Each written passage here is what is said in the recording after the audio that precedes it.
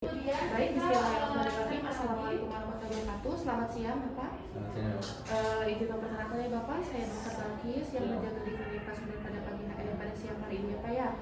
Nah sebelum itu saya sambil mencatat ya Bapak ya mau menanyakan dulu identitas Bapak. Baik, di sini dengan Bapak siapa? Bapak Rizky. Baik, di sini berjenis kelamin laki-laki ya Pak ya. Untuk tanggal lahirnya Pak? Saya 19 Agustus 2003 kalau nggak salah. Agustus 2003 ya. Untuk alamatnya sekarang di mana Pak? Di Jalan Sunda. Di Jalan Sunda ya. Untuk rekam medisnya 123 ya. Nah, di sini Bapak ditemani oleh keluarga atau sendirian? Saya teman ini sih dok, teman saya, tapi teman saya lagi pada keluar nih.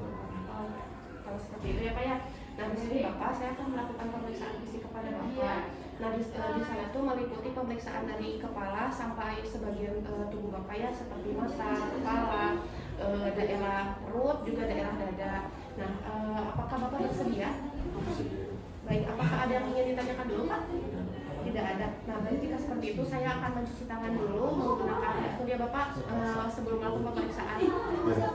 Iya. Baik, setelah menanyakan pasien di sini kita akan melakukan dengan langkah WHO. Nah, sekarang saya mau cek yang menjaga di klinik Sunda karena pagi hari ini. Jadi sebelum saya menjalankan pemeriksaan, saya mau konfirmasi. Bapak dengan sama terdeteksi, Bapak dengan kelahiran Pangandaran. Baik, setelah menggunakan handscoot di sini setelah mencuci tangan kita akan menggunakan handscoot. Nah baik, Bapak di sini saya akan melakukan pemeriksaan kepada Bapak ya Pak. Nah di sini untuk kesadarannya tanpa kompos pentis dan tidak terdapat penurunan kesadaran. Nah untuk keadaan umumnya terdapat sakit ringan.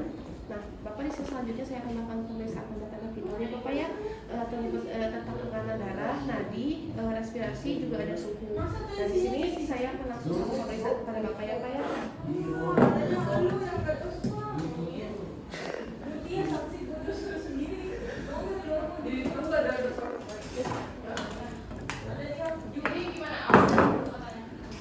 Baik Pak, boleh dipinjam dulu tangannya. Nah di sini saya akan melakukan pemeriksaan nadi yang dimana di arteri nadi. Perasaan Pak ya. Lakukan selama 1 menit. Baik, untuk nadinya didapatkan normal yaitu di 64. Nah lalu kita akan memeriksa respirasi.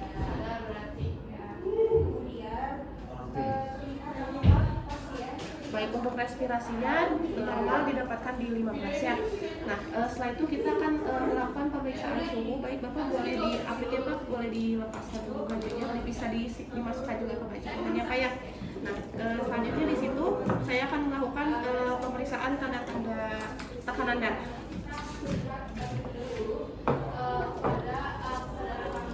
Boleh dipinjam dulu. Untuk suhunya di sini normal yaitu di 36,5. Jadi akan evakuasi Pak. Nah di sini kita akan melakukan pemeriksaan tekanan darah.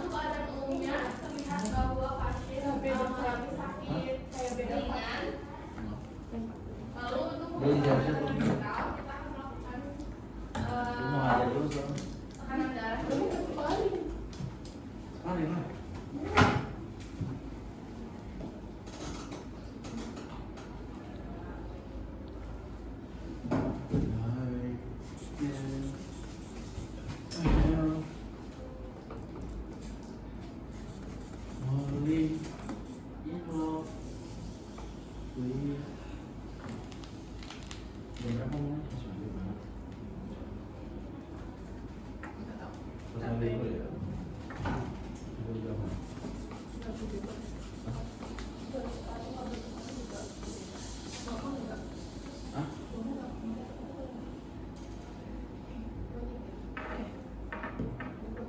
Baik, di sini untuk tekanan darahnya normal. Nah selanjutnya di sini kita akan melakukan pemeriksaan tinggi badan dan juga berat badan. Nah, Boleh berdiri Bapak. Bapak untuk atau ada aksesoris atau sepatunya boleh dicopot ya Pak, juga kaos kakinya. Ya. Nah baik, di sini saya akan pemeriksaan. Nah, untuk tinggi badannya di sini di 162 dan untuk di berat badannya itu ada di 60 kg. Nah selanjutnya kita akan melakukan pemeriksaan fisik lanjutan. Baik, selanjutnya di sini kita akan melakukan pemeriksaan lanjutan yang dimana di sini kita akan melakukan inspeksi atau palpasi pada kepala, yaitu di bagian rambutnya.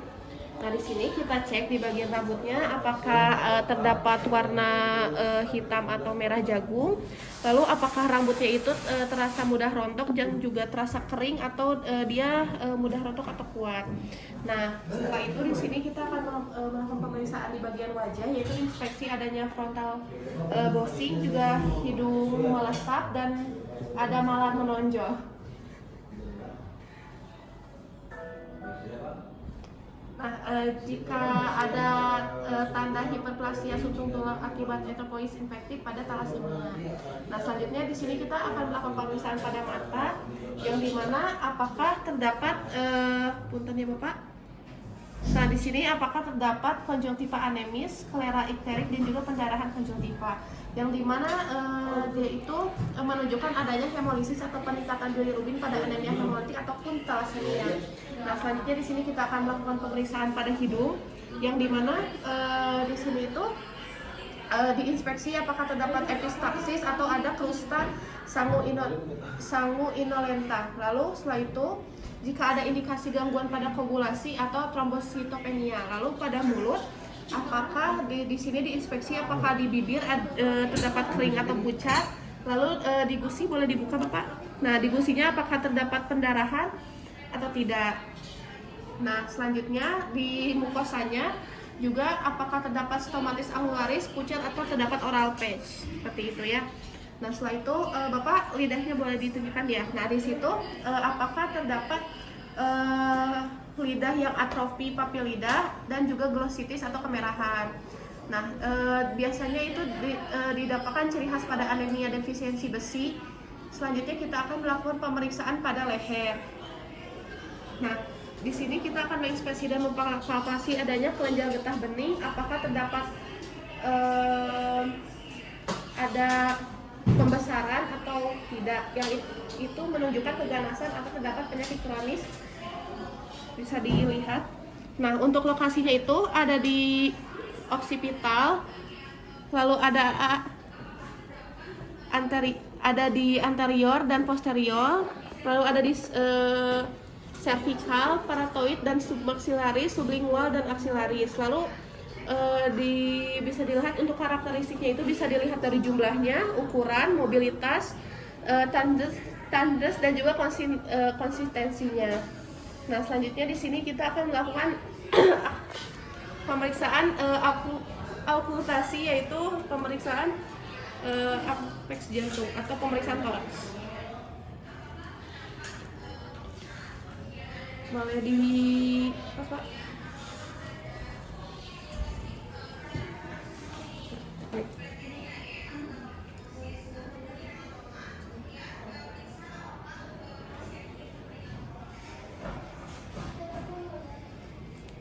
Baik, setelah melakukan pemeriksaan toraks, selanjutnya di sini ditemukan takikardia atau tidak, ada murmur sistolik atau tidak. Lalu selanjutnya di sini kita akan melakukan pemeriksaan abdomen. Nah, di abdomen ini kita akan menginfeksi apakah ada kemungkinan hepatomegali atau splenomegali yang terdapat datar atau cembung, yang dimana itu menunjukkan ada hematologi karena inflasi sel ganas leukemia atau penghancuran eritrosit berlebih atau hemolisis.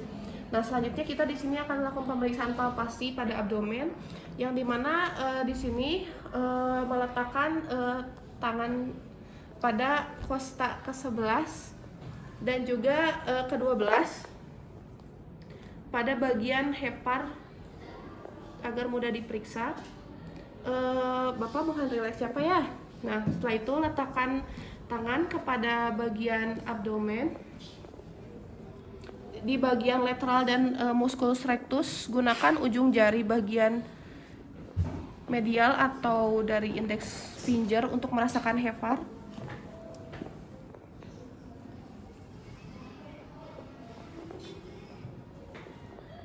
Oke. Nah setelah itu kita akan menginterpretasi posisi HEPAR.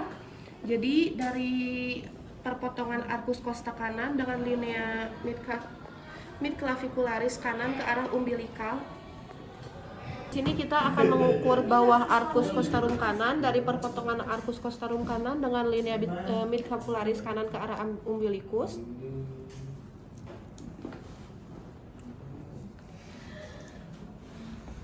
Nah, setelah itu kita akan selanjutnya akan mengukur bawah prosesus Siphocodeus.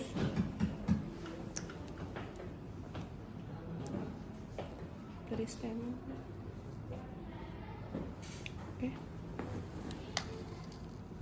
Nah, jika HEPAR berada di 7 cm di bawah prosesus Siphocodeus, jika teraba di 7 cm di bawah prosesus Siphocodeus, biasanya pada bayi itu teraba masih normal sekitar 2 cm di bawah arcus costarum.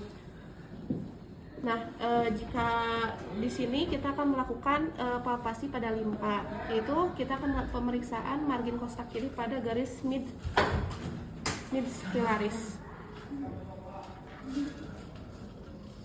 Nah, di sini kita akan tarik imaginer subna atau spina iliaca anterior superior kanan melewati pusar menuju arcus costa kiri. Nah, letakkan tangan kanan di bagian arcus costa kiri. Bapak boleh tarik nafas dulu, Pak. Nah, kita akan mempalpasi menggunakan ujung jari kanan. Tangan kiri menaikkan ke costovertebra bagian belakang agar limpa mudah teraba.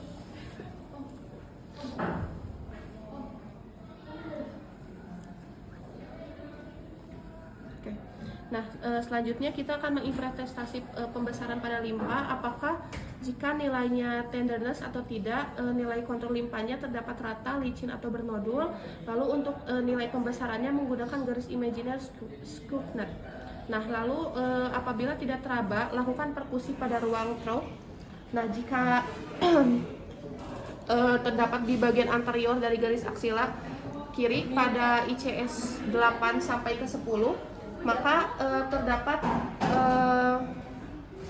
timpani atau normal dulu atau kemungkinan terdapat splenomegali atau pembesaran. Nah, untuk ekstremitasnya di sini kita akan melihat apakah terdapat hematrosis, bengkak, merah, nyeri tulang di bagian sendinya. Lalu kita lihat di clubbing finger atau spondylnya apakah terdapat koilonosia. Lalu untuk palmar dan plantarnya apakah terdapat pucat atau tidak. Lalu untuk akralnya apakah terasa hangat atau dingin. Dan untuk capillary real time-nya kita lihat selama 2 detik kembali normal. Nah, untuk kulitnya kita menginspeksi apakah ada jaundice atau kekuningan, lalu terdapat pucat atau tidak, lalu ada hemosiderosis atau tanda pendarahan seperti patisea, ekhemosis dan juga hematoma. Lalu apakah terdapat kulit kering atau tidak. Nah, setelah itu kita akan melakukan hasil pemeriksaannya dituliskan ke rekam medis dan selanjutnya kita akan menjelaskan kepada pasien. Mungkin sekian saja untuk pemeriksaan kali ini. Alhamdulillah sudah selesai. Mohon maaf jika ada kesalahan. Wassalamualaikum warahmatullahi wabarakatuh.